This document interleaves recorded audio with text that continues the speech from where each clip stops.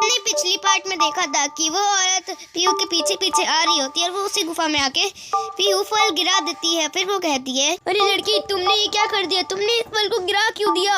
अब ये तोता तुम्हारे को उस जिन को बचाने का आखिरी रास्ता बताएगा। मैं तुम्हें नहीं छोड़ूंगी, मैं तुम्हें मार दूंगी। इतना कहते ही वो बुढ़िया आगे जाके उसे मारने की कोशिश करती है, लेकिन वो वहीं पर जलने लगती है। फिर वो जोर जोर से चिल्लाने लगती है। पीहू उसे देखकर डर जाती है। फिर से जिंद की आवाज आती है, डरो मत बहादुर लड़की, इसे इसके कर्मों का फल मिल रहा है। बस वो तोता तुम्हारे को रास्ता बताएगा, उसके पीछे जाओ। पीहू उस तोते के पीछे जाती है। वो तोता जाकर एक खिड़की पर बैठ जाता है जो बहुत चमक रही होती है। फिर वो तोता कहता है कि मैं तुम्हारे को 2 रास्ते बताऊंगा, तुम्हें उन 2 रास्तों से इस खिड़की की चाबी लानी होगी।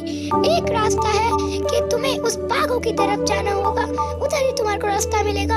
और एक वही गुफा है जो इसी गुफा में है, वो काली गुफा है। तुम्हें उस गुफा में जाकर उस चाबी को ढूंढना होगा। फिर पीहू कहती है कि मैं वो काली गुफा का रास्ता चुनूंगी। फिर पीहू काली गुफा की तरफ बढ़ने लगती है। पीहू जैसे ही गुफा के अंदर जाती है, उसे एक सिक्का दिखाई देता है। वो सिक्के को कहती है कि अरे सोने का सिक्का तो चमक क्यों रहा है। वो जैसे ही उस सिक्के को उठा लेती है, वैसे ही पूरी गुफा में रोशनी हो जाती है। पीहू कहती है कि अरे इस जगह में इतनी रोशनी कैसे हो गई और ये सिक्का उड़ क्यों रहा है। फिर पीहू उस सिक्के के पीछे पीछे जाने लगती है। वो सिक्का 4 चाबियों को सामने आके रुक जाता है।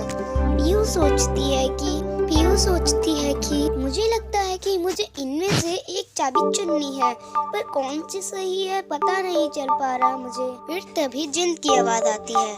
जिंद कहता है कि हाँ बहादुर लड़की, तुम्हें इनमें से कोई एक चाबी चुननी है।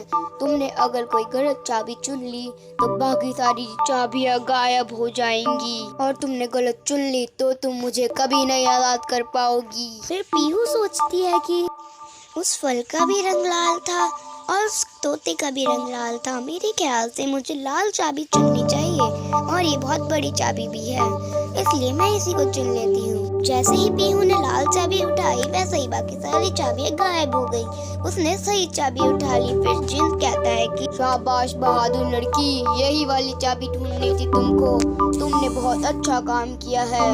अब इसे उस खिड़की पे लगा दो। फिर पीहू चाबी लेकर उस खिड़की की तरफ जाने लगती है। वो वहाँ देखती है कि वो लाल तोता अभी तक वहीं पर बैठा होता है। अरे बहादुर लड़की, तुम इस चाबी को इस होल में लगा दो जहाँ पे वो जगह है। हाँ तोते, मैं इस चाबी को ले आई हूँ, इसे मैं इस होल पे लगा देती हूँ। चलो। इतना कहकर पीहू उस चाबी को उस होल में डाल देती है।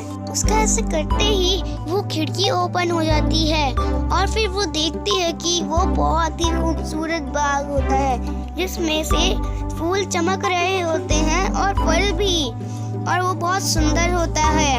और वो तोता उसी खिड़की में उड़ जाता है और फिर जिन का रूप ले लेता है। वो जिन पीहू को कहता है कि हे बहादुर लड़की, आज मैं तुम्हारी वजह से इस गुफा से बाहर निकल गया हूँ। अब मैं तुम्हारी एक इच्छा पूरी कर सकता हूँ। बताओ तुम क्या मांगना चाहती हो मुझसे?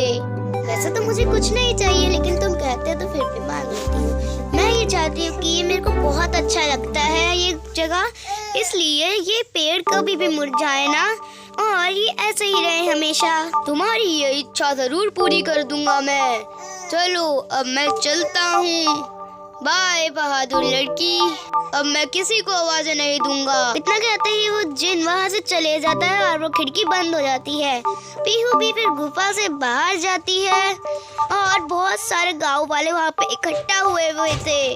वो उसे देखती है कि यहाँ इतने सारे गांव वाले इकट्ठे हुए हैं। वहाँ पे राजेश, गांव का सेठ और सीमा तीनों खड़े होते हैं। राजेश कहता है कि अरे मेरी बेटी, तुम वहाँ क्यों गई थी? तुम्हें कोई खा जाता तो वो जिन। हाँ दीदी, तुम वहाँ क्यों गई थी? मैंने तुम्हारे को मना किया था।